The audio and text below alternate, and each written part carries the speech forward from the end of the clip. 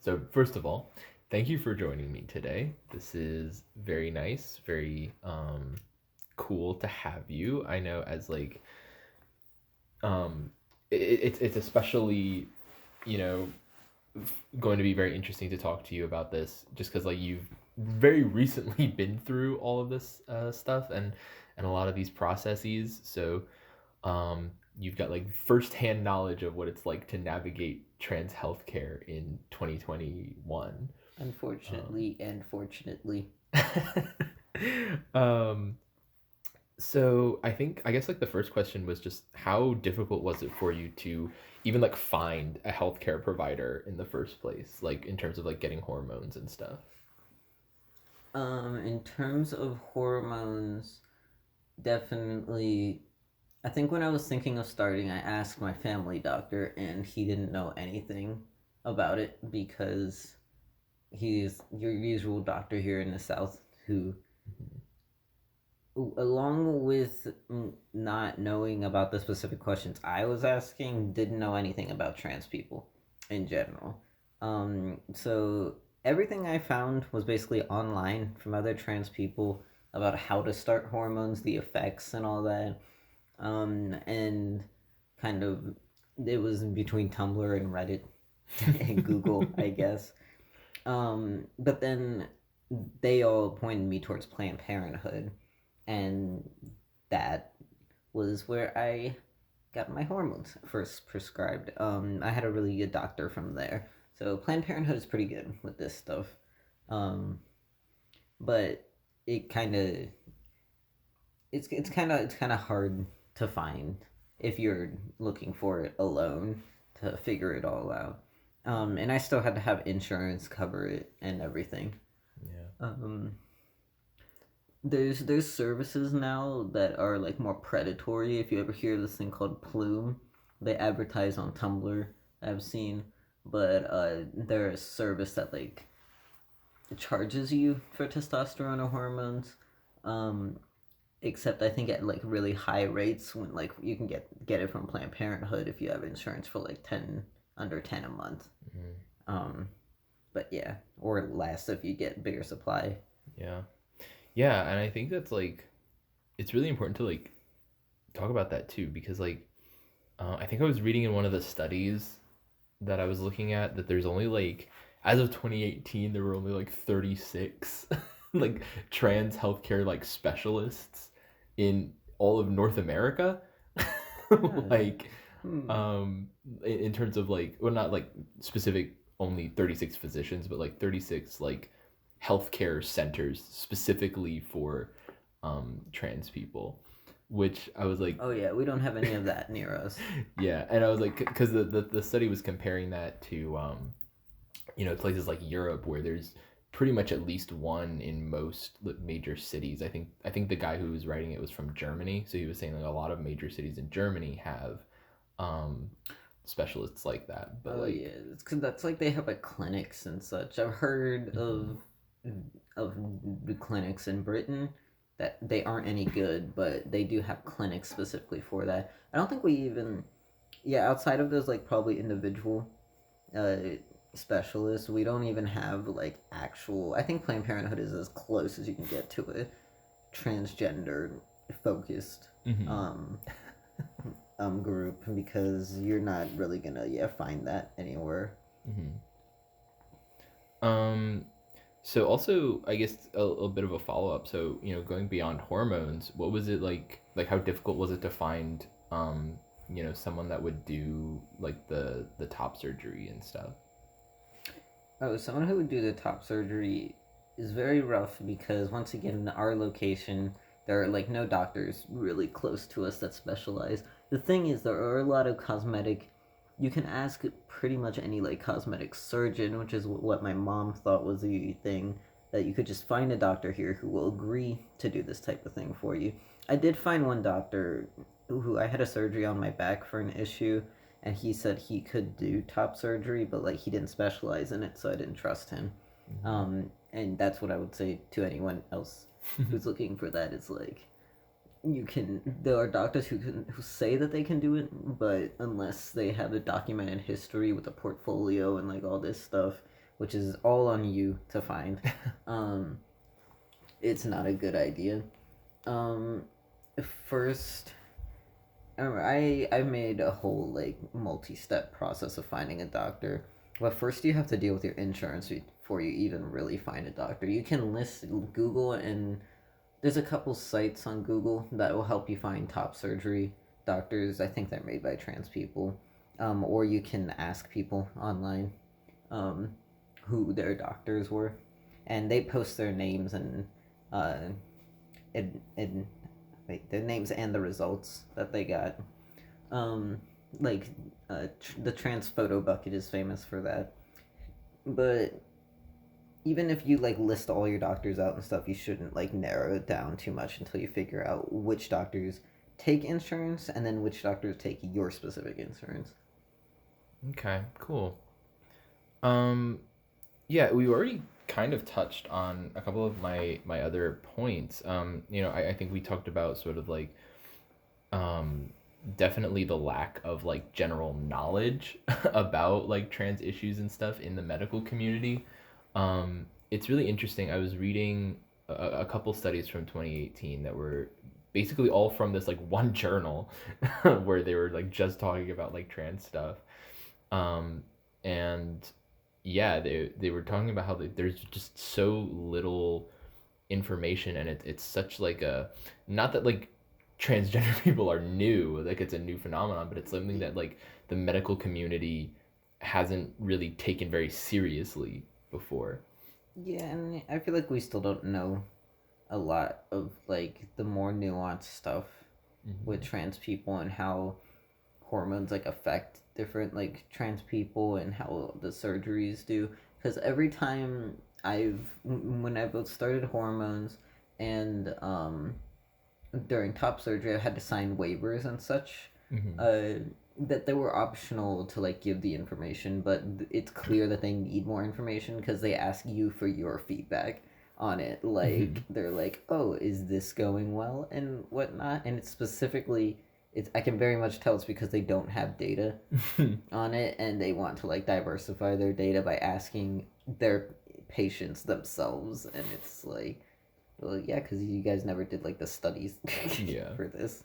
Yeah, it's really interesting that like weird like push and pull in terms of like consent and like waivers and stuff like that, because like especially in like trans healthcare, a lot of doctors and stuff are, they'll do like consent forms and like do like the informed consent quote unquote stuff, mainly to like cover liabilities, and not Oh because they're yeah, actually like trying to work with the patient. It's just that like, oh, we don't know, so like I've given you warnings that I don't know what the fuck this is gonna do to you.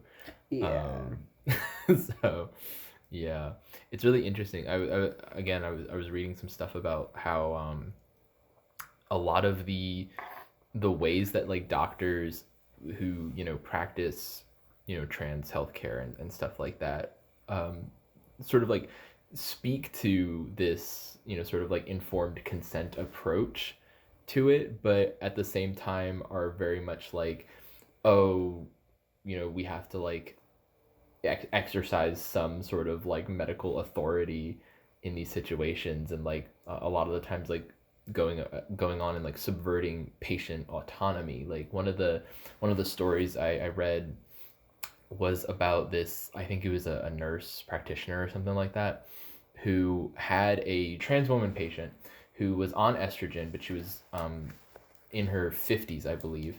And so there was this whole thing of like, oh well, we don't know like if you continue your estrogen medication, like is that going to give you some sort of like issues in the future. And she wanted to keep doing the estrogen, and they had the whole talk about it, and she had consented to continuing the estrogen treatment, but then he went and canceled her prescription, like without um, consulting her beforehand. So there's a lot of like weird stuff with that. So have you like experienced any of that sort of thing, like in terms of like talking to doctors and things like that, like with that like gatekeeping, or like where they don't necessarily believe you, but at the same time are trying to like mine you for information. Like, Yeah, that's like, I mean, I've learned at doctors' offices to like be very careful about what you like say and whatnot because I've had bad experience with the gynecologist and my doctor. He had like issues with this where beforehand, where like definitely if I was less proactive and more of a person who was trying to go through my family doctor, or maybe if I had had no other choice, then he would have been very bad because that's kind of how he approached the entire thing. It was like I'd ask him questions about like, hey, like you are the person with the most knowledge about my like health history. So do you think this is a good idea? Because I want to like do this. Um, I think specifically too, I was like, should I start testosterone or whatnot? And he'd be like, that might have effects. I don't know. I'll get back to you or whatever on it. He'd be yeah. like super vague, and then and I think these were deliberately attempts to stop me. Mm. Like I think he was trying to do everything that he could, like without getting into legal trouble, to just not answer my questions and such, so that I wouldn't have access Mm. to uh to any knowledge about how to do certain medical procedures or whatnot, or even top surgery. He got really weird with my top surgery too. Mm-hmm. And I was worried when I went in to do my blood work for my top surgery. I was worried that he was gonna like unauthorize it or something, but he Mm-hmm. didn't. He went along with it. Little to no comment. Mm-hmm. Um, but yeah, Yeah. Mm. That is very annoying and very frustrating, I'm sure. yeah. And then there's of course the whole issue of having to get a therapist note for top surgery, which is a joke.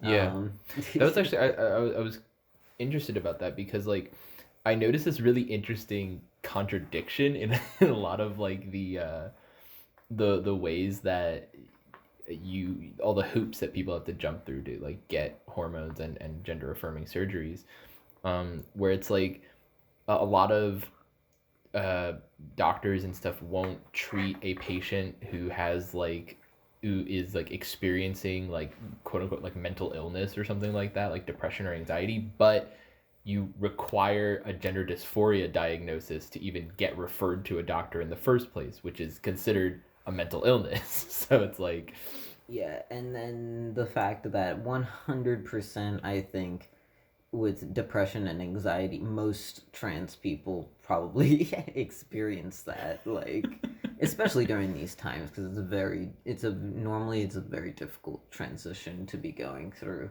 mm-hmm, which like it normally ends up good, but like doing all the paperwork and figuring everything out mm, and constantly questioning yourself can lead to a little bit of that depression and anxiety if your gender dysphoria didn't already give you that as side effects. yeah. um but yeah. And like I know studies show that like young trans people who start hormones early, like hormone treatments early, um, that has a demonstrable effect in terms of reducing depression and things like that. So like, um, yeah, it's just really interesting, this level of like, yeah, there's this like degree of like gatekeeping there in terms of like where we're not providing the resources for people to be um mentally well, while also demanding that they be mentally well in order to get those resources. um it Yeah. is just very, yeah, it's all just twisted up and messed up. Yeah, and I think also the statistics on trans people in like the medical field and their um mental illnesses are going to be very screwed up because you basically have to answer no to those questions and lie Mm-hmm. to kind of get through it smoothly. I do, at least. I know a lot of other people do to also make it smoother. But yeah, I don't report on other health issues or mental issues when I'm filling out stuff for hormones or whatnot. um cool. So one other thing that I thought was kind of interesting that I wanted to maybe get your perspective on, So you're non-binary. Um, did you feel like you had to, like, you could tell people that, like your healthcare providers that, or did you have to be like, no, I'm a trans man? Because I know that's like an experience that a lot of people have, is that a lot of providers won't treat you if you don't identify as a binary gender. That's like a lot of the times a big uh, reason why they'll stop you is they'll just be like, well, you have to keep going to counseling until you figure out which gender you are. And that's like, obviously there's a lot of problems with that, um, just in general, but like in terms of how has that at all like affected your experience? I feel like that for me, my like non-binariness always becomes in the background because I think, um, my I told like my therapist who did the note that, um, actually I do believe in the note that my therapist wrote because he knew how to write it. Um, he did put that I think I was a trans man. I'm pretty sure for insurance and all that, yeah, everything was binary. Non binary stuff was kind of in the background because it's not taken seriously. Mm-hmm. But yeah. So I guess for the most part, everyone just, yeah, assumes on paper that's what your documentation is. You're either woman or man, Yeah. um, that you're putting in. So non binariness only exists in the social aspect if they even think to ask. Mm-hmm. But yeah. All right. Well, that pretty much covers it. Thank you so much again for doing this, for sitting down with me for all this.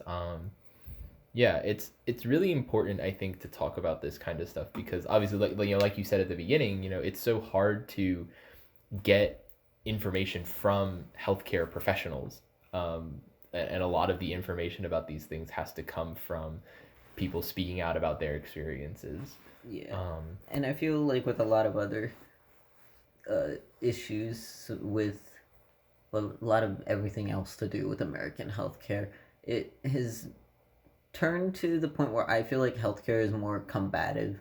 Like I just feel like I'm going to a combat zone and being like, okay, I gotta like stick to this script or something because I know they're gonna try to screw me over with this and whatnot. And then healthcare and insurance combined makes it just into like you have to battle constantly against healthcare. Although like I feel like that is for every issue, but with trans issues, it's also very prominent because also you got the law trying to fight you on that too. mhm. But yeah. All right. Well, thank you so much. Yeah, this has been Yeah. the interview.